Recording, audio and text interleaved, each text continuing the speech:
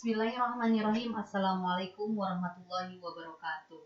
Waalaikumsalam warahmatullahi wabarakatuh. Alhamdulillahilladzi arsala rasulahu bil huda wa dinil haq liyudhhirahu 'ala dini kullihi walau karihal kafirun. Asyhadu an la ilaha illallah wa asyhadu anna Muhammadan abduhu wa rasuluh. Amma ba'du. Alhamdulillah, puji syukur kita panjatkan kepada Allah Subhanahu wa taala yang telah memberikan kita kesempatan, kesehatan, dan kemampuan untuk terus berbuat baik. Semoga salawat dan salam pun terlimpahkan kepada Nabi kita Muhammad SAW yang senantiasa ajarannya itu terus dapat kita nikmati, dapat kita jadikan sebagai bimbingan petunjuk hidup. Semoga Allah senantiasa meridhoi ikhtiar kita dan semoga kita digolongkan kepada hamba-hambanya yang ahli surga. Amin ya rabbal alamin. Terima kasih. Selamat datang sahabat-sahabatku semuanya. Selamat bergabung lagi di kajian parenting Senin ini. Tetap dengan narasumber yang setia selalu hadir di sini di studio, yaitu Ummu Nuras. Ya. Selamat siang Ummu Nuras. Siang, Hujan-hujan begini tapi alhamdulillah kita semangat ya. Iya, insyaallah. Kajian kali ini judulnya adalah Ayah Bunda rayakan keberhasilan buah hati sekecil apapun keberhasilannya ya. Jadi itu tema kajian kita hari Senin ini. Insyaallah di segmen pertama nanti Ummu Nuras akan menyampaikan paparannya tentang keberhasilan buah hati kita itu seperti apa, lalu perayaannya seperti apa, meriah atau biasa-biasa aja atau gimana, yang sesuai tentunya dengan selaras dengan ajaran Islam juga.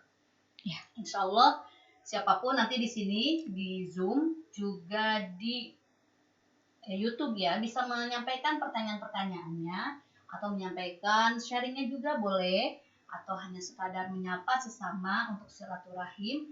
Kami tunggu di live chatnya. Insya Allah nanti setelah paparan dari Ummu Nuras akan kita bahas pertanyaan-pertanyaannya.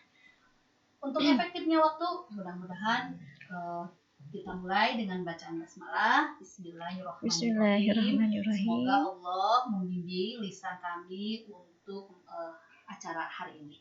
Silakan langsung Ummu Nuras. Iya, terima kasih Teh Inas. Sahabat-sahabat, ibu-ibu dan tete-tete semua yang ada di Zoom, alhamdulillahirabbil alamin. Alhamdulillahillazi arsala rasulahu bil huda wa dinil haq liyudhhirahu dini wa kafa billahi syahida. Asyhadu an la ilaha illallah wa asyhadu anna Muhammadan abduhu wa rasuluh la nabiyya ba'da. Rabbi israh li sadri wa yassir li amri wahlul 'uqdatam min lisani yafqahu qawli. Rabbi zidni ilman warzuqni fahman. Amma ba'du. Alhamdulillah, segala puji dan syukur kita panjatkan kehadirat Ilahi Robbi, di mana Allah Subhanahu wa taala telah memberikan kenikmatan iman ya, kenikmatan Islam, kenikmatan usia, juga kenikmatan kesehatan, sehingga kita bisa bertemu kembali di dalam kajian rutin kita.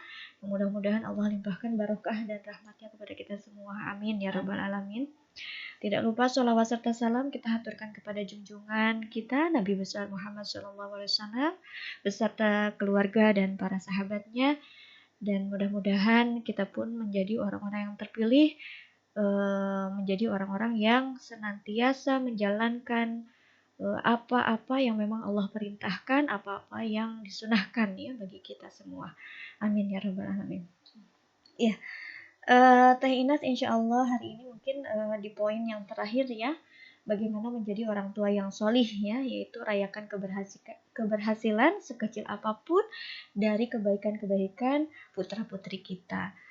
Yang di awal-awal kita sudah beberapa poin ya yang kita bahas, yaitu saya ulang lagi ya, introspeksi ya, pola asuh ya, seperti apa yang kita terapkan kepada anak-anak kita, kemudian menggalang kesatuan orang tua gitu ya dalam hal pola asuh, jadi tidak hanya ibunya saja gitu ya, tapi dua-duanya juga memiliki peran gitu ya untuk membimbing, merawat ya anak-anak kita. Kemudian yang ketiga, belajar bersama. Kita harus mengupgrade diri gitu ya, karena perkembangan baik itu sarana ya ataupun hal-hal yang perlu kita hadapi itu semakin berkembang ya, sehingga kita harus mengupgrade diri bagaimana cara-cara untuk menghadapinya. Kemudian membuat jurnal, lalu melakukan curah gagasan di sini adalah diskusi ya, ketika kita sudah mengevaluasi, kemudian menulis, kemudian kita bermusyawarah ya antara suami dan istri, antara bunda dan ayah ya. Kemudian kita mengevaluasi secara berkala gitu ya. Kemudian yang ketujuh ini adalah rayakan keberhasilan sekecil apapun gitu ya dari kebaikan anak-anak kita. Nah, seperti apa sih kita merayakan keberhasilan itu? Ya sebetulnya bukan merayakan dalam artian pesta ya, ataupun syukuran seperti mengundang orang, tidak juga seperti itu gitu ya. Tapi kan kita lihat dalam setiap waktu ya, setiap hari anak-anak itu pasti melakukan kebaikan-kebaikan ya, yang mungkin baik itu kita sadari ataupun tidak kita sadari. Contohnya misalnya ketika anak kita misalnya membawakan minum untuk kita, itu adalah suatu kebaikan yang anak-anak kita lakukan. Jangan lupa kita memberikan apresiasi ya dari kebaikan-kebaikan mereka. Tapi biasanya gitu ya, atau misalnya kebanyakan kita lupa untuk memberikan apresiasi itu gitu ya. Atau ketika pun kita memberikan apresiasi itu tidak tidak tulus gitu ya, atau hanya sekedarnya saja. Misalnya contoh, anak kita membawakan kita minum, kemudian kita terima kasih, sudah aja begitu ya, tanpa ada hal-hal yang lebih yang memang membuat mereka itu bangga ketika mereka melakukan kebaikan gitu ya. Atau ketika mereka membantu kita misalnya menyelesaikan pekerjaan rumah tangga ya, misalnya menyapu, mencuci piring gitu ya. Terkadang ya kita ya terima kasih ya nak, cukup segitu ya. Atau misalnya kadang juga kita selalu ada keluar ungkapan, nah gitu dong, bantu Umi atau bantu Bunda atau bantu Ibu. Nah gitu dong, itu kata-kata yang kurang pas gitu ya dalam mengapresiasi kebaikan anak kita.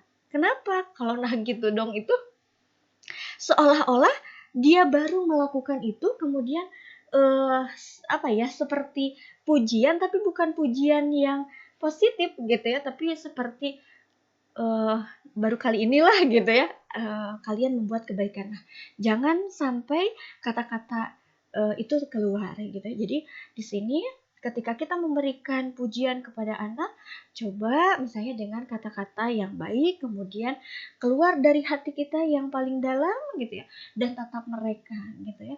Berarti kan itu ketulusan kita berterima kasih kepada mereka. Walaupun mungkin mereka belum mengetahui betul ya kata terima kasih itu dari kita maknanya sejauh mana dan seberapa dalam gitu ya. Tapi ketika kita memberikan apresiasi yang tulus gitu ya, mereka akan merasakan. Misalnya contoh, terima kasih ya Kak Inas, kita sambil menatap anak, sambil mengeluarkan rasa bangga gitu ya. Nah itu pun akan dirasakan oleh anak. Nah ketika kita mengapresiasi anak-anak ya, keluarkan semuanya gitu ya, aura kebahagiaan, aura kebanggaan, itu tidak mahal gitu ya, itu sangat murah sekali gitu ya, dan itu ternyata efeknya sangat banyak. Nah kenapa sangat banyak? Karena dari situ kita bisa memotivasi anak untuk selalu berbuat kebaikan. Jadi anak senang dengan kebaikan ketika mereka mendapatkan respon yang baik dari kita. Jadi tidak ala kadarnya gitu ya, tapi kita memang memberikan apresiasi yang luar biasa lah terhadap anak-anak kita. Nah, jangan sampai begini juga, ada contoh misalnya ketika anak-anak itu bangun pagi contohnya ya. Nah, kita kan ada yang ke kantor ayahnya, ibunya juga mungkin ada yang ke kantor, ada juga yang di rumah gitu ya. Ada kakak-kakaknya juga mungkin yang harus pergi sekolah. Nah, ketika anak itu bangun pagi ya, sesuai dengan harapan, jangan sampai kita mengatakan pujian, kemudian kita mengulang kembali kejadian yang kemarin yang dia bangun terlambat. Misalnya contoh seperti ini. Nah gitu dong nak, bangunnya lebih pagi, jangan seperti yang kemarin ya. Jadi bunda dan ayah terlambat gitu. Nah itu kan pujian, tapi dia mengulang ya keburukan. Membuka luka lama. Nah seperti itu gitu ya, membuka luka lama. Itu adalah sesuatu hal yang kurang pas gitu ya. Itu bukan apresiasi, tapi dia mengangkat kemudian menjatuhkan gitu ya, seperti itu. Nah sehingga dalam hal ini seharusnya yang kita lakukan adalah alhamdulillah, misalnya kakak atau adik sudah bisa bangun pagi. Ini sudah menolong ibu, menolong bunda atau menolong ayah gitu ya, untuk tidak telat ke kantor. Saya seperti itu ya. Atau misalnya cukup hanya alhamdulillah kakak sudah bangun pagi, mudah-mudahan seterusnya ya. Saya seperti itu. Nah, jadi memang tidak perlu mengungkit-ungkit yang lama, atau misalnya apa sih namanya? Kalau misalnya ke depannya kita menjanjikan misalnya gitu ya, kalau misalnya kakak besok bangun pagi lagi nanti ada hadiah. Nah tidak juga seperti itu juga gitu ya. Jadi kita apresiasi apa yang terjadi hari ini gitu ya, dan kita doakan mudah-mudahan itu bisa seterusnya gitu ya. Nah itu, jadi tidak mudah untuk mengulang ya kejadian keburukan yang dulu kemudian diungkapkan lagi, atau kita memberikan reward ya suatu saat nanti gitu ya. Kita hargai saja yang terjadi pada saat ini, seperti itu. Nah, ternyata di sini ketika kita memberikan apresiasi kepada anak-anak kita, itu memang tidak selalu harus memberikan hadiah gitu ya. Tapi di sini juga bisa menggunakan lisan ya, pujian ya. Pujian tadi ya, terima kasih kakak sudah membantu Umi, atau terima kasih sudah bangun pagi gitu ya, dan sebagainya gitu ya, dengan lisan. Atau dengan komentar-komentar positif gitu ya, dan ungkapan-ungkapan kekaguman. Saya contoh, Umi bangga atau Bunda bangga dengan kakak misalnya membantu Umi hari ini gitu kan ya, seperti itu. Nah kemudian bisa juga dengan fisik. Nah misalnya contoh kita mengelus ya, kemudian memeluk gitu kan ya, atau dengan mencium pipi mereka gitu ya, atau mengelus kepala gitu ya, terima kasih ya nak, misalnya seperti itu. Nah itu bisa dengan fisik. Kemudian materi. Nah ini mungkin kalau materi lebih kepada reward ya. Apakah misalnya kita memberikan hadiah tanpa sebelumnya ada perjanjian ya. Misalnya anak kita sudah bangun pagi nih, alhamdulillah sudah biasa. Kemudian kita memberikan reward. Terima kasih ya dedek sudah atau kakak sudah bangun pagi dalam 1 minggu ini. Umi dan Abi punya rezeki dan Umi ingin memberikan hadiah ini. Misalnya seperti itu ya. Atau misalnya kita memberikan fasilitas. Nah, salah satunya adalah apakah mungkin kalau anak-anak yang sudah besar, misalnya kebutuhannya apa nih? Nah, kita berikan gitu kan fasilitas itu. Nah, kemudian selain itu bisa oleh-oleh gitu ya. Atau kalau yang masih anak-anak PAUD ya atau TK, kita bisa memberikan bintang prestasi. Biasanya itu ada gitu ya. Misalnya bintang prestasinya ya stiker kah gitu ya, atau misalnya gambar gitu kan ya, itu juga bisa. Dengan seperti itu mereka sudah senang sekali gitu ya. Nah kita lihat juga, cara memuji kita ini disesuaikan dengan usianya ya. Kalau udah SMA mungkin pujiannya kalau dengan bintang prestasi itu kurang mengena ya gitu, seperti itu. Nah kemudian di sini juga ada yang perlu diperhatikan ketika kita memuji anak, itu memang kita harus memahami betul watak ya dan karakter anak itu seperti apa. Ada yang di sini kalau ada 4 tipe ya. 4 tipe watak dari manusia. Yaitu yang pertama adalah dia sebagai pengatur ya. Kemudian yang kedua dia sebagai pemikir ya. Kemudian yang ketiga sebagai pembicara, yang keempat sebagai pengamat ya, seperti itu. Nah, kalau dia yang mengatur gitu ya, dia lebih sering kalau misalnya kesehariannya ya, ketika ketika ayah bundanya itu memberikan satu aturan gitu ya, dia akan memberikan negosiasi. Misalnya contoh, kakak nonton TV-nya hanya 2 jam ya per hari. Jangan 2 jam dong Mi, jangan 2 jam dong Bunda. 3 jam ya, tambah 1 jam lagi jadi 3 jam. Nah, itu adalah tipe-tipe yang mengatur juga gitu ya, seperti itu. Nah, sehingga ketika kita memberikan pujian kepada orang-orang yang mengatur, ini kita bisa lihat misalnya contoh, kalau mereka misalnya karena mereka itu punya tipe kepemimpinan ya, pengatur itu, ya kita lihat bahwasanya, oh ya kakak sudah mampu nih, misalnya membuat jadwal sendiri. Umi bangga dengan kakak sudah mampu mandiri. Nah, seperti itu. Jadi kita angkat karakteristiknya gitu ya, kita angkat wataknya sehingga dia semakin kuat gitu ya, dari sisi kemandiriannya, dari sisi memanage waktunya gitu ya, seperti itu. Oke, misalnya kakak minta 3 jam ya, nah, di sini Umi berikan kepercayaan sama kakak untuk misalnya mengatur nih. Mau jam berapa saja, nah, kita memberikan gitu ya apresiasi kepada mereka. Misalnya 1 jam misalnya setelah pulang sekolah misalnya gitu ya. Nanti 1 jam lagi setelah ngaji ya, setelah bada isya misalnya, seperti itu dan sebagainya. Nah, kita apresiasi itu. Nah, itu untuk yang memiliki watak pengatur.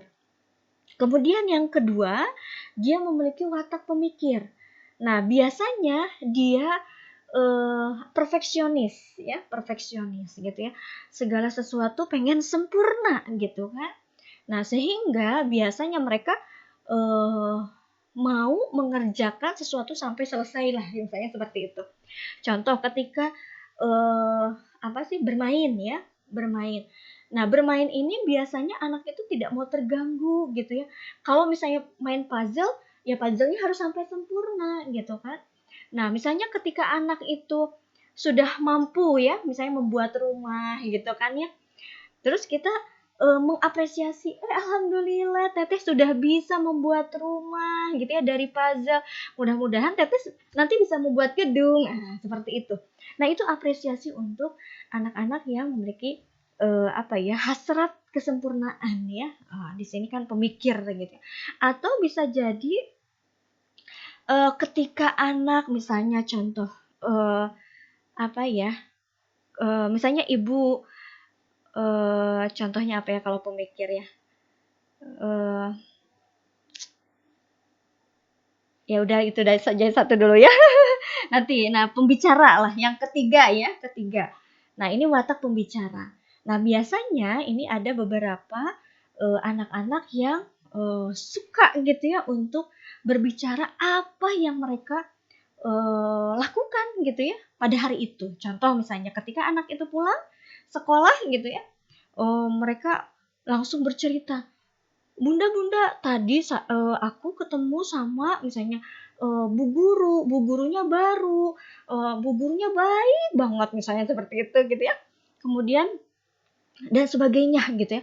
Dan biasanya mereka memiliki karakter yang gembira ya, ceria gitu kan ya. Dia akan menceritakan apapun yang dia lakukan gitu ya. Nah, di sini bagaimana kita mengapresiasi mereka?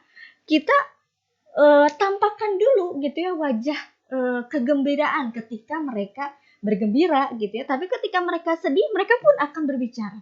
Nah, kita tampakkan juga wajah misalnya ikut bersedih gitu kan ya ketika mereka bersedih. Dengan itu saja mereka sudah merasakan, oh aku diterima nih. Oh iya, didengar oleh orang tua gitu ya. Sehingga dalam hal ini misalnya contoh ketika senang kita tersenyum gitu ya. Oh begitu, ya coba ceritain lagi gimana, Umi seneng gitu ya. Atau misalnya ketika sedih, aduh Umi sedih banget denger Dede seperti itu atau denger kakak seperti itu. Gimana lagi kelanjutannya? Nah, seperti itu. Jadi ada terbawa emosi, terbawa emosi gitu ya. Ketika anak ceria, kita juga ikut ceria. Ketika anak sedih, kita juga ikut sedih. Nah, inilah karakter gitu ya, karakter yang ketiga. Nah, kemudian yang pengamat gitu ya. Pengamat. Biasanya ini memiliki hasrat yang damai, melihat gitu ya. Kemudian apa sih kalau bisa disebut ya, mereka senang di zona nyamannya mereka gitu ya. Jadi terkadang mereka apa ya, lebih kepada pasrah gitu ya. Terserah gimana Umi misalnya. Kalau kita contoh, Nak, nanti pulang sekolah kita ke rumah seseorang gitu kan ya. Oh iya, oh ya Umi boleh gitu kan ya. Atau misalnya, nah mau makan apa? Terserah Umi aja. Eh, mau dibeliin apa nanti pulang sekolah? Terserah Umi aja. Nah, itu adalah orang-orang yang tipe pengamat nih gitu kan ya.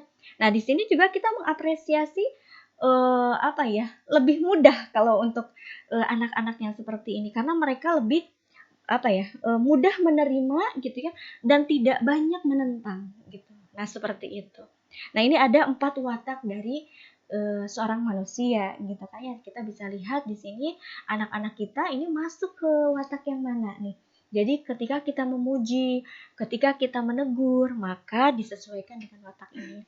Walaupun memang watak ini tidak hanya satu gitu ya, satu orang satu gitu ya, tidak. Pasti di dalam satu jiwa manusia terdapat 4 hal ini gitu ya. Tapi di sini mana yang dominan, mana yang tidak dominan gitu. Nah, bisa dilihat ya nanti terkadang anak kita dominannya yang mana nih? Oh, dia pengatur. Tapi dia juga pengamat nih, atau misalnya dia juga pemikir gitu kan, seperti itu. Jadi pengatur dan ingin sempurna. Nah, ini kita bagaimana nih gitu ya, cara memuji, cara memotivasi, cara menegurnya, seperti itu gitu ya. Nah, itu mungkin Teteh terkait dengan rayakan keberhasilan sekecil apapun. Ya, terima kasih Umu Nurez. Alhamdulillah ya sudah ada pencerahan. Lalu kita bisa bercermin diri sejauh ini kita seperti apa nih tipe kita orang tuanya ya. Ya, baik.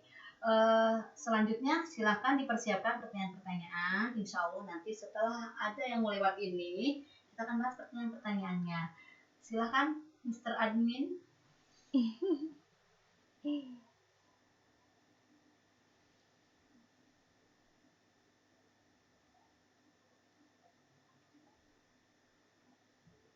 Baik, sudah siap untuk tayangan ininya?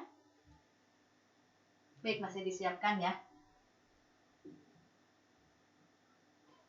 Apa sudah siap? Nah, baik. Silakan. Assalamualaikum warahmatullahi wabarakatuh. Alhamdulillah di malam hari ini kami panitia pembangunan Pondok Pesantren Tasdid Quran sedang melaksanakan pengecoran lantai 1 asrama Pondok Pesantren Tasdid Quran dan juga dilanjutkan nanti dengan pembangunan fondasi serta tiang-tiang untuk masjid Pondok Pesantren Tasdid Quran. Kami ucapkan banyak terima kasih kepada sahabat-sahabat sekalian, terutama yang telah menitipkan amanah wakafnya untuk pesantren ini, untuk masjid ini. Insya Allah setiap apa yang kita berikan Allah akan balas dengan balasan yang terbaik. Semangat terus untuk berjuang. Mudah-mudahan dari pesantren ini suatu saat akan melahirkan generasi Qurani yang memiliki jiwa kepemimpinan meneruskan bangsa ini sehingga Indonesia menjadi negara yang makmur, berkah, dan Allah berikan segala kemudahan-kemudahannya. Terima kasih. Assalamualaikum warahmatullahi wabarakatuh. Ya, kembali bersama saya Inas, juga tentu saja dengan Umu Nurez. Alhamdulillah tentang parenting ini, tentang rayakan keberhasilan sang buah hati. Di sini juga sudah ada pertanyaan-pertanyaan yang telah masuk, tapi sebelumnya, nah ini tentang karakter ini ya, tentang watak. Kan harus mengenal dulu ya, kita sebagai orang tua mengenal watak anak. Iya, betul. Tapi jangan-jangan kita juga sebagai orang tua bisa jadi kita Tidak juga mengenal. bingung watak kita juga seperti apa. Kadang kan Betul. saya ini kayak apa sih gitu. Cara mendeteksinya itu kayak gimana nih, mengenal diri sendiri. Saya tuh cenderung kemana sih. Jadi pasti gaya kita pun untuk berbicara ke anak, memberikan reward atau apapun pasti sesuai dengan watak kita pun juga gitu. Iya. jika kita ingin mengenal watak kita seperti apa, berarti kan sebetulnya 4 watak ya, 4 jenis watak ini pun ada ya sebetulnya di dalam diri kita. Nah, cuman mana yang lebih dominan, maka itu yang menjadi memiliki power lah di dalam diri kita. Misalnya contoh, kita keseringannya gimana sih mengatur atau diatur gitu ya, atau misalnya kita selalu ingin sempurna gitu ya dalam setiap hal, dalam setiap aspek gitu kan ya, maka itu yang menjadi dominasi kita gitu ya. Walaupun nanti kalau sudah dewasa mungkin kita akan mampu memanage ya watak ini gitu ya, kapan kita harus mengatur, kapan kita harus diatur ya, kapan kita harus meminta yang sempurna atau mencapai kesempurnaan gitu ya, atau misalnya kita hanya diam gitu ya, maksudnya menerima gitu kan, seperti itu. Jadi kita bisa lihat dominasi kitanya yang mana nih. Itu bisa dirasakan oleh masing-masing gitu ya. Merenung gitu ya. Misalnya ternyata dalam misalnya contoh selama ini saya tuh ya seringnya mengatur gitu kan ya, ke anak-anak, bahkan ke suami gitu kan. Berarti saya tipe pengatur nih gitu ya. Atau misalnya seimbang gitu ya semuanya, pengatur bisa gitu kan ya. Atau misalnya dalam kondisi-kondisi tertentu kita diatur juga bisa, maksudnya jadi menerima gitu kan ya, pengamat gitu kan. Kemudian bahkan kita juga pernah nih menjadi pemikir, konseptor ya, membuat sesuatu rancangan yang dari A sampai Z ya, kemudian sempurnalah setiap tahapan kita kita curahkan gitu ya, kita tuliskan gitu, dan kita lakukan juga gitu. Nah, ini bisa jadi punya ya keseimbangan watak ini gitu. Nah, itu mungkin Teh. Ya itu ya, coba telusuri ya, kita itu seperti apa. Jangan-jangan memang masih bingung kita itu seperti betul. apa ya. Ya terkadang memang ketika kita ditanya kamu itu misalnya wataknya kayak gimana sih, atau karakternya seperti apa, ya kita juga gimana ya, mungkin orang luar bisa lebih cepat menilai kita. Aku orangnya suka traktir. Amin. Berapa ada kerubut ya. Selanjutnya ada pertanyaan nih, coba punten kan. Ini dari mana dulu nih, dari Farida Nurhasanah. Assalamualaikum Teh, mau nanya gimana kasih pengertian ke adik laki-laki usia 5 tahun merasa kehilangan kakak perempuannya yang SMP yang lagi belajar di pesantren. Terima kasih. Iya. Pengertian iya betul. Jadi kehilangan teman main. Sebetulnya ini adalah sesuatu hal yang alamiah terjadi ya, ketika kita kehilangan seseorang yang biasa ada gitu ya, dan sekarang tidak ada, yaitu sesuatu hal yang biasa gitu kan ya, alamiah lah seperti itu. Cuman bagaimana nih memberikan informasi ya kepada anak di usia 5 tahun lagi ya, yang memang mereka juga belum paham betul gitu kan, apalagi ini laki-laki ya, belum paham betul kenapa sih kakaknya bisa pergi, kenapa tidak dengan dia gitu ya, tidak bersama-sama lagi gitu. Pergi nggak balik langsung lagi. Iya gitu, pergi tapi kok pulangnya nggak bareng-bareng lagi gitu ya.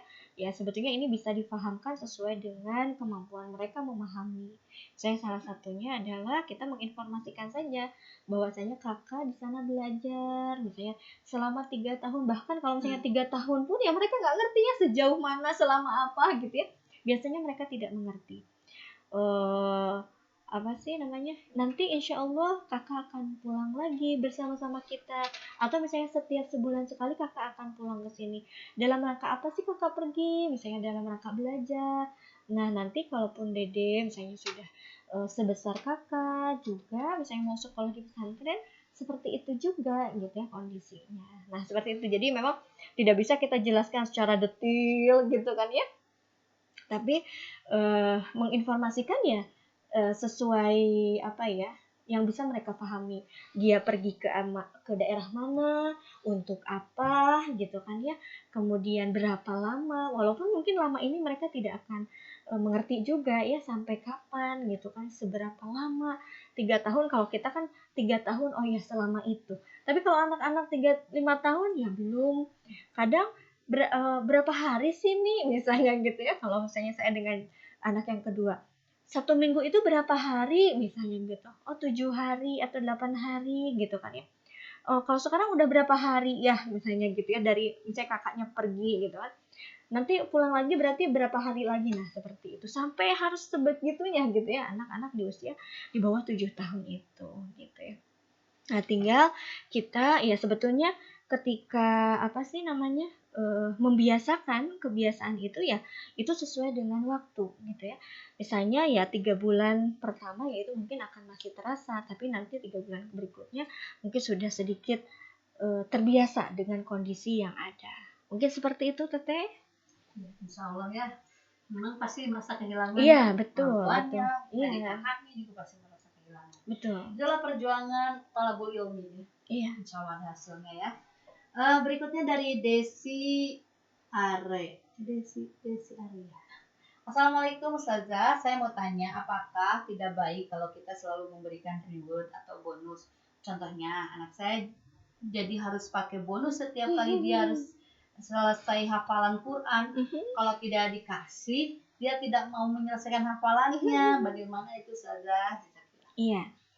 Nah, sebetulnya kalau anak-anak di bawah usia mumayyiz ya, misalnya 7 tahun ke bawah, ketika kita memberikan reward ya tidak masalah, dan itu insya Allah tidak akan menjadi kebiasaan gitu ya. Nah, tapi ya kalau misalnya sering-sering banget ya jangan juga ya, maksudnya misalnya ketika kenaikan kelas mungkin ya, sambil pergantian buku-buku ya, pergantian ATK mereka, itu ya kita anggap sebagai hadiah untuk mereka gitu kan ya. Atau misalnya tadi yang hafalan Quran gitu kan, insya Allah itu akan berakhir ketika masanya masuk remaja, karena nanti ya mereka juga akan malu ya ketika kebaikan-kebaikan itu diberikan hadiah gitu ya. Dan di sini mungkin secara tekniknya, secara praktisnya, ibu bisa menjelaskan misalnya untuk hafalan Quran. Misalnya hari ini ibu nggak akan kasih hadiah, tapi nanti ya misalnya setelah 1 surat misalnya gitu ya, ibu akan memberikan hadiah gitu ya. Jadi mungkin yang karena sudah biasa, kemudian kita sedikit demi sedikit, yang awalnya 1 minggu sekali misalnya jadi 1 bulan sekali gitu ya. Ini harus dikomunikasikan dengan baik. Nah, dan juga kita tanamkan juga bahwasanya hafalan Al-Quran itu bukan hanya hadiah dari Umi dan Abi atau dari Bunda dan Ayah, tapi ada loh balasan yang lebih lagi gitu ya, lebih menarik lagi, lebih luar biasa lagi, yaitu pahala dari Allah. Nah, ini juga mungkin sedikit demi sedikit bisa ditanamkan gitu ya kepada anak-anak kita. Biasanya yang kalau terus menagih itu anak-anak di bawah usia mumayyiz ya, yang mereka masih terbiasa dengan apa yang kita biasakan gitu kan ya. Tapi nanti ketika mereka sudah ke taraf berpikir gitu ya, mereka akan bisa berubah insya Allah.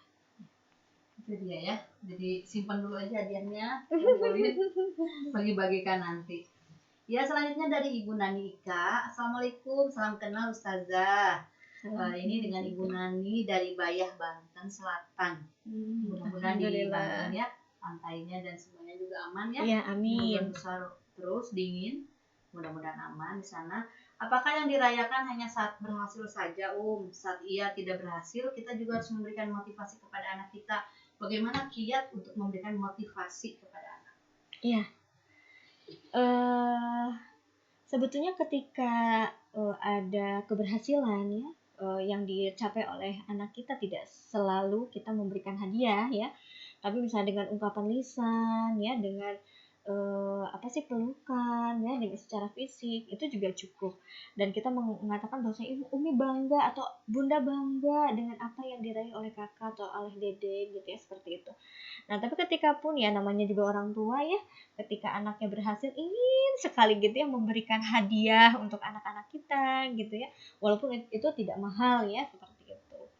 Nah, kemudian jika tidak berhasil, bagaimana nih kita memotivasi mereka? Ya sebetulnya ini ketika mereka berhasil ataupun tidak berhasil, ketika kita mau memberikan reward ya berikan saja gitu ya, tidak masalah gitu ya.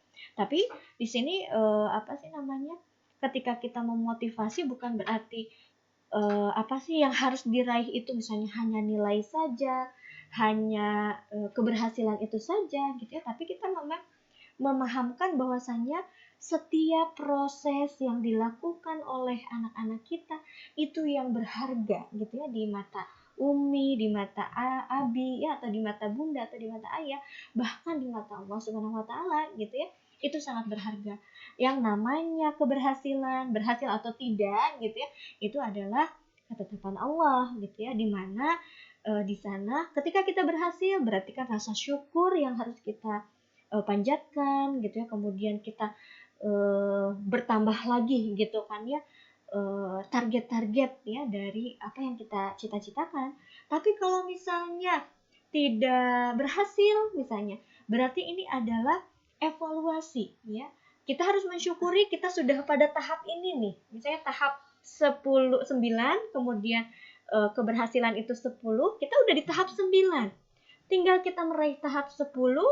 Nah, ini bagaimana nih? Misalnya kita evaluasi lagi, mungkin ada tahap-tahap yang kurang optimal gitu ya, sehingga kita akan optimalkan gitu ya. Jadi ketika untuk anak-anak di di atas mumayyiz ya, mungkin ini sudah mudah gitu ya untuk diberikan motivasi gitu ya, mereka paham gitu. Nah, kalau anak-anak di bawah, misalnya contoh, kenapa sih kok kalau di SD IT mungkin ya itu tidak ada ranking untuk kelas 1, kelas 2, kelas 3 gitu ya.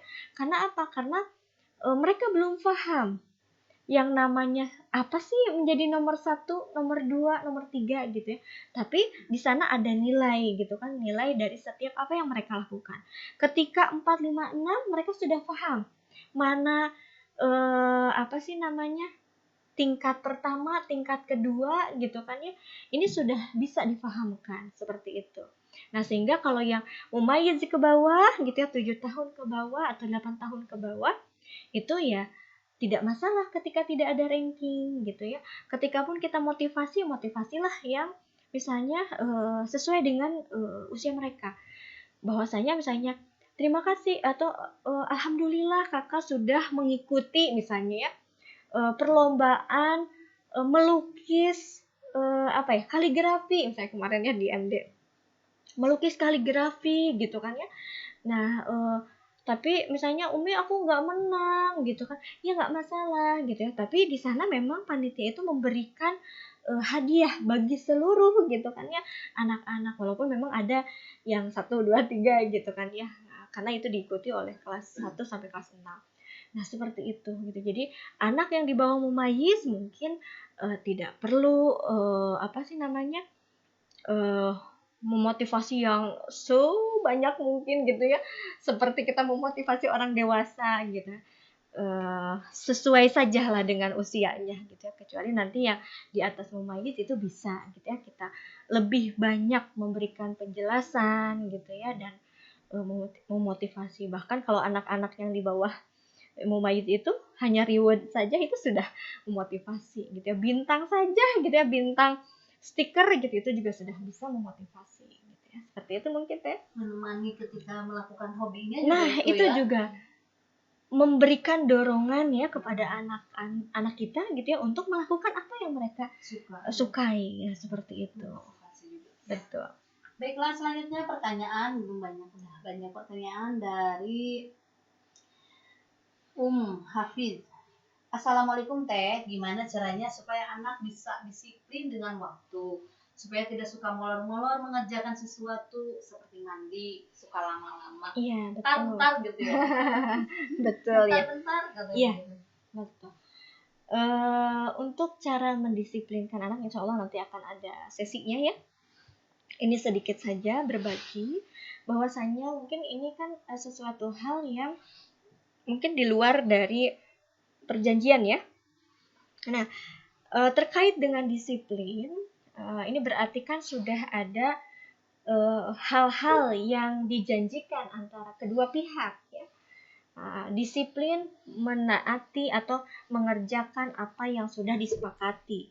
Nah, dalam hal ini apakah kita sudah menyampaikan ya informasi ataupun aturan-aturan yang ditetapkan bersama? Contohnya, ketika misalnya anak-anak harus mandi jam 4 sore, misalnya kalau sore. Kalau pagi jam setengah 6 sudah mandi. Nah, itu apakah mereka sudah mengetahui kedua-duanya, ibunya, ayahnya, dan anaknya, gitu kan ya, sehingga sebelum kita mendisiplinkan anak, kita jelaskan dulu gitu ya perangkatnya, aturannya seperti apa, misalnya mandi jam sekian, pulang sekolah jam sekian, kalau mau ke rumah teman harus izin dulu. Nah, kan ini aturan-aturannya harus betul-betul dipahami oleh anak-anak kita dan oleh kita. Nah, sehingga nanti ketika ada indisipliner ya, di luar dari kedisiplinan ini, dari aturan ini yang telah disepakati, maka baru kita menegur gitu ya. Nah, cara menegur pun di sini kita tidak menegur sosok anak kita.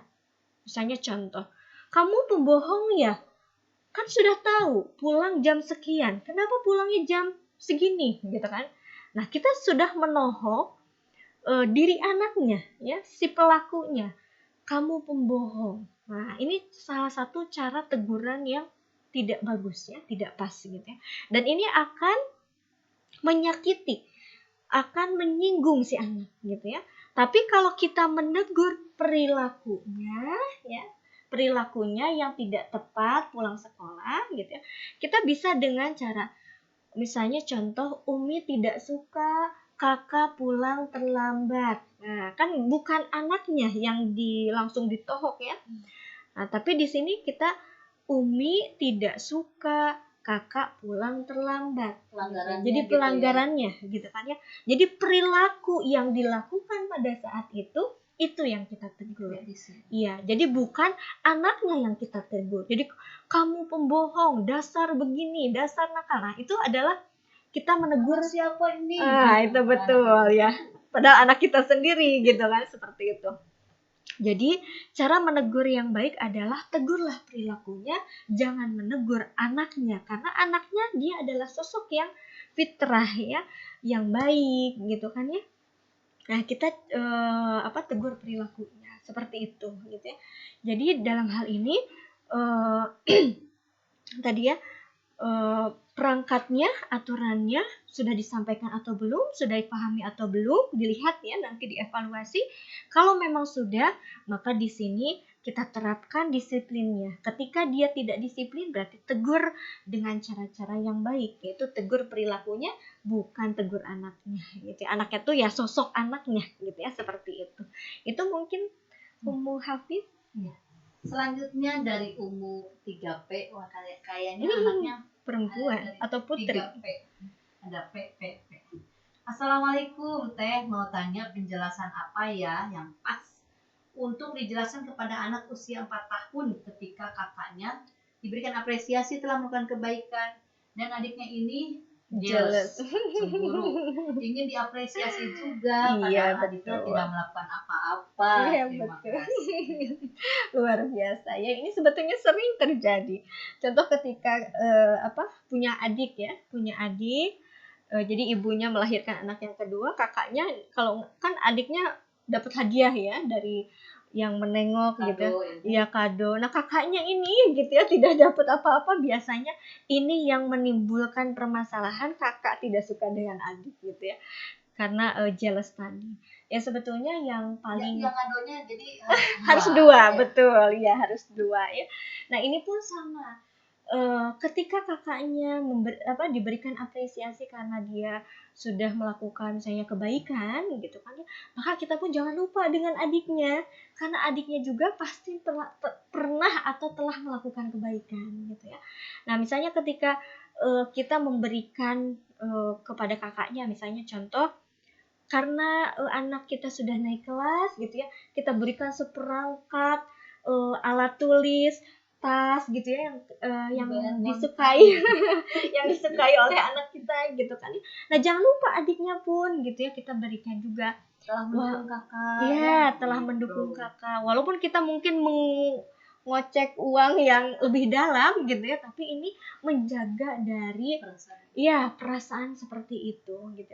Walaupun kita sudah menjelaskan ya, kakak ini udah naik kelas, jadi kan belum, itu kan belum bisa diterima gitu ya oleh anak-anak di usia 4 tahun, apalagi ya yang mereka tahu adalah kakaknya dikasih hadiah, aku kok tidak gitu. Nah seperti itu. Jadi kalau bisa belikan juga adiknya yang memang mungkin yang dia sukai dan dia butuhkan saat itu gitu kan ya.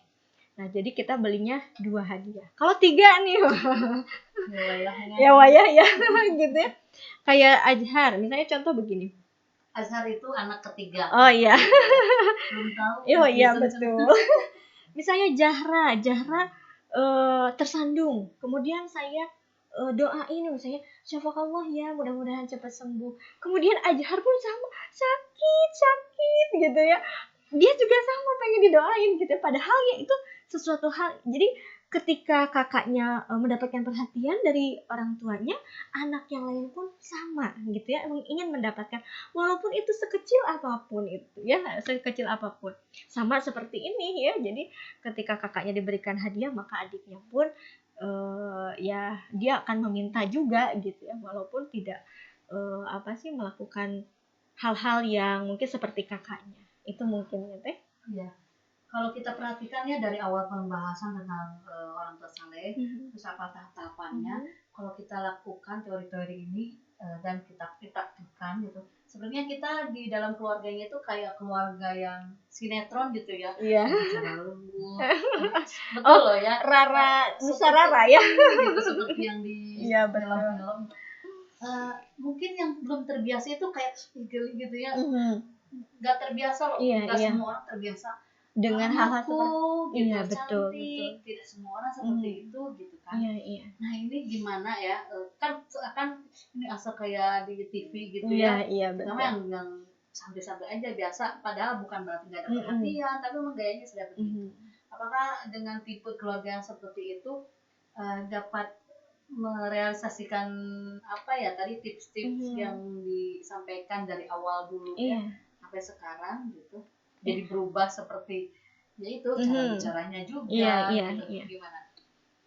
Ya sebetulnya ini nanti dikembalikan kepada kebiasaan keluarga ya. Misalnya kan beda ya antara keluarga Sumatera nih ya dengan keluarga Sunda gitu ya. Nah tapi di sini kan ada konsep-konsepnya, misalnya konsep cara menegur yang baik, cara memuji gitu ya, yang baik tidak berlebihan gitu kan ya. Kemudian ketika pembahasan ya, kemudian bahasa yang digunakan kan tadi ya tidak boleh kasar, lembut di sini kalau di bahasa Sunda kan ada kata lembut, ada kata kasar gitu ya. Nah ini bisa digunakan kata-kata yang lembut, atau tadi nadanya pun nada yang lembut, tidak nada tinggi ya. Tinggi di sini emosi gitu ya, bukan kebiasaan nada tinggi ya, tapi emosi, disertai emosi. Nah itu berbeda gitu dengan nada yang tinggi. Nah contoh kalau saya keluarga di Sumatera ya, nah kalau bicara itu kan wah luar biasa, kayak marah-marah gitu ya, tapi mereka tidak dengan emosi gitu ya, tapi nadanya memang seperti itu gitu. Jadi memang bisa disesuaikan gitu ya dengan kebiasaan gitu ya. Cuman di sini kan tadi manajemen emosi, cara ya seninya menegur, memuji gitu ya. Kemudian kalau dari awal kan pola asuhnya seperti apa gitu kan. Kemudian bagaimana belajar antara orang tua ya, ayah dan bunda gitu kan, seperti itu. Jadi konsepnya sama gitu kan ya. Kemudian kalaupun yang berbeda kebiasaan gitu ya dan sebagainya, itu sepertinya bisa gitu ya untuk menggunakan konsep-konsep ini gitu. Nah apakah dengan kebiasaan orang tua memberikan penghargaan sekecil apapun ya, misalkan ya hanya menemani atau apa, itu akan berpengaruh kepada anaknya nih. Iya betul. Akan kepada orang tua pun mereka akan memberi penghargaan. Iya betul sekali. Iya. Atau ya itu mah orang tua udah kewajiban kali gitu kan. Iya. Sebaliknya saya juga harus memberikan ke orang tua nih penghargaan gitu. Nah sebetulnya ketika kita mendidik, membina, merawat anak-anak, sebetulnya kita sedang memenuhi jiwa mereka gitu ya. Sedang kalau puzzle itu sedang disusun, puzzle jiwa mereka itu. Ketika kita misalnya sempurna menyusun puzzle ini dengan tahapan yang baik gitu kan, maka jiwa anak ini pun akan sempurna. Dan ini pun akan membentuk pola mereka gitu ya. Baik mereka itu nanti kepada anak-anak mereka nanti kelak, juga respon kepada kita ya sebagai orang tuanya. Dan ini sangat ya maksudnya banyak terbukti ya bahwasanya ketika orang tua itu tadi ya mereka lemah lembut kepada anaknya, tidak berkata kasar, bahkan misalnya mampu memanage emosi gitu ya ketika anak melakukan hal-hal yang tidak sesuai harapan gitu ya, maka anak pun memberikan feedback yang sama kepada orang tuanya. Dan bisa jadi itu akan dibawa oleh mereka ketika mereka sudah dewasa, punya anak seperti itu. Jadi jiwa mereka itu memang utuh gitu ya, sempurna. Kalau misalnya mereka itu tersakiti, harga dirinya terkoyak-koyak gitu ya, maka jiwanya akan bolong-bolong, akan kosong-kosong gitu ya, sehingga ini nanti akan ditempati oleh hal-hal yang mereka dapatkan dari luar gitu ya, baik positif ataupun negatif. Inilah yang nanti akan membentuk jiwa mereka. Nah, mungkin bisa dianalogikan seperti itu gitu ya. Nah, itu gimana terus kalau ketika ya anak-anak kita nih ngebandingin standar keberhasilan atau penghargaan terhadap keberhasilan itu dengan tetangganya atau dengan temannya gitu kan. Betul. Jadi teman aku mah kemarin ini dikasihnya ini, aku kok cuman ini atau apalah gitu. Atau aku dikasih besar, teman aku mah cuma dikasih nggak dikasih apa-apa atau sebaliknya gitu ya. Itu gimana mengatur agar tetap dalam kebaikan lah gitu si anak. Ya sebetulnya nanti cara komunikasi ke mereka ya. Misalnya kalau kita sering membandingkan anak kita dengan orang lain, mungkin mereka pun akan melakukan hal yang sama gitu ya kepada kita. Misalnya contoh itu misalnya teman aku nih dikasih hadiahnya ini loh pas kenaikan kelas kok aku cuman ini, misalnya seperti itu gitu ya. Nah, kita bisa jelaskan di sana bahwasannya besar kecilnya penghargaan atau misalnya mahal murahnya gitu ya, penghargaan kita itu bukan berarti menilai dari upaya yang mereka kerjakan gitu ya, tapi ini merupakan salah satu perhatian misalnya ayah bunda gitu, dan ini adalah barang yang dibutuhkan gitu ya. Jadi nanti kita bisa jelaskan juga misalnya konsep kemauan dan konsep kebutuhan gitu ya. Ketika Umi memberikan sesuatu kepada Teteh, kepada Dede, itu adalah hal-hal yang Teteh dan Dede butuhkan gitu ya, bukan hanya sekedar kemauan saja. Boleh mau silahkan bisa gitu ya, tapi itu dibutuhkan tidak. Jadi kita membangun standar gitu ya kepada anak-anak kita, need dan want-nya itu gitu kan ya, sehingga mereka akan paham gitu ya. Oh iya berarti Umi kasih aku ini yang dibutuhkan oleh aku. Nah seperti itulah. Memang ini bukan sesuatu hal yang instan ya ibu-ibu, teteh-teteh. Kita harus walaupun mungkin dulu mah belum kayak gitu ya, sekarang silahkan dijalankan gitu ya. Sedikit demi sedikit insya Allah apa yang kita tanam itu yang nantinya akan kita panen. Seperti itu mungkin ya.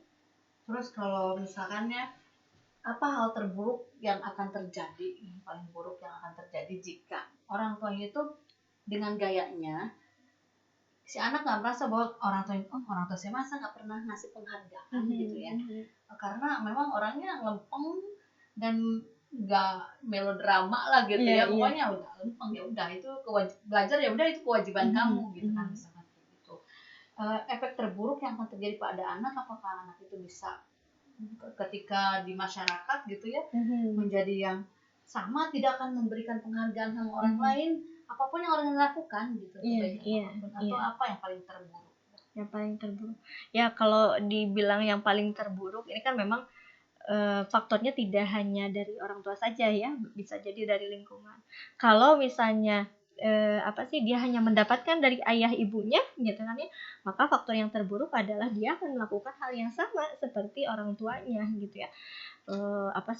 Lurus gitu ya, tanpa bisa memperhatikan atau menganalisa kanan kiri gitu ya. Misalnya kalau temannya lagi sedih, dia nggak mampu untuk meraba gitu kan ya, atau misalnya ada dia mengucapkan sesuatu padahal itu sangat menyakitkan bagi orang lain, tapi dia tidak merasa, bisa jadi seperti itu ya. Jadi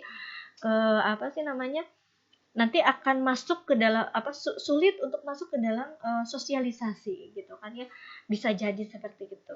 Tapi kita lihat bahwasannya apa sih yang akan mempengaruhi dia anak itu gitu ya, bukan hanya sekedar orang tuanya, tapi ada gurunya, ada lingkungannya gitu ya. Dia akan mampu ya, semakin dia besar dia akan mampu mengolah itu gitu kan ya. Apa sih kalau misalnya dia apa sih maksudnya ingin berubah gitu ya, tidak misalnya kok aku seperti tidak diperhatikannya oleh ayah ibu gitu ya, tidak ada reward, tidak ada apapun gitu kan ya. Lempeng aja gitu. Orang lain kok dikasih hadiah gitu ya.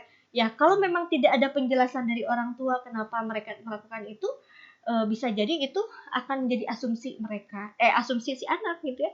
Tapi ketika orang tua misalnya si anak bertanya nih kritis gitu ya, kenapa sih kok bunda ayah kok nggak pernah ngasih aku ini, ngasih aku itu gitu ya, atau misalnya selamat milad ke buat aku gitu ya, kok nggak pernah misalnya. Contoh mungkin ada prinsip-prinsip tertentu yang mereka ambil gitu ya, pola-pola tertentu yang orang tuanya ambil, yang ini bisa dipahami oleh anak, bisa jadikan seperti itu gitu ya.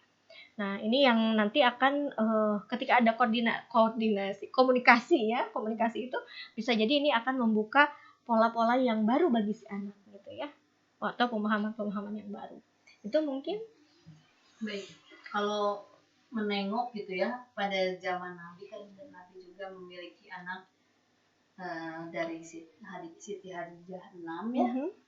Jadi itu ada nggak kayak Nabi contoh pernah memberikan penghargaan seperti apa buat anak-anaknya, sebagai contoh lah buat kita gitu, polanya seperti gimana gitu. Nabi ya. Apa ya? Mungkin kalau pengingatan mungkin ya, pengingat dan apresiasi, contohnya seperti Fatimah ya. Fatimah ketika beliau meminta khadimat ya, ketika meminta khadimat kepada Rasulullah, dan Rasulullah bisa saja memberikan khadimat gitu ya, tapi beliau mengapresiasi bahwasanya apa sih namanya? Ya, apa yang dilakukan oleh Fatimah saat ini itu akan menghantarkannya ke surga gitu ya. Itu adalah bentuk kasih sayang Rasulullah kepada Fatimah gitu ya, untuk sudah jalankan saja ini dengan kesabaranmu gitu ya, karena ini yang nanti akan menghantarkanmu ke surga. Mungkin itu ya Teh. Salah satu contohnya Rasulullah kepada anak-anak. Jadi tidak semuanya rasa kasih sayang orang tua kepada anaknya itu berbentuk hadiah ya, berbentuk kesenangan gitu ya, tapi menjaga anaknya itu agar tetap di jalurnya gitu ya, di jalur Allah gitu, di jalan yang lurus dan meraih surga Allah, surganya Allah gitu ya, seperti itu. Mungkin itu Teh. Ya, sangat menarik sekali ya kalau tentang anak ini. Ya, apalagi betul. kita PR kita masih banyak, kebiasaan kita mungkin yang tidak seperti di teori. Pasti kita nggak apa-apa mengubah cara kita, tidak ada salahnya secara berjamaah. Juga kadang kita tuh sebagai orang dewasa suka mikirnya yang rumit-rumit ya. Padahal kan penghargaan itu, kita hadir pun itu sebuah penghargaan bagi anak. Kita hadir, kita tertawa bersama, kita ajak, mungkin kita berbagi permasalahan ya. Tapi yang ringan-ringan aja, jangan yang berat ya. Dengan anak itu, anak pun merasa saya itu dianggap gitu kan, diakui. Terus juga menjaga mengenali jati diri anak pun itu adalah sebuah penghargaan dari orang tua ya. Juga ya hobinya kita temanin ya, hobinya dan ya berikan waktu khusus gitu.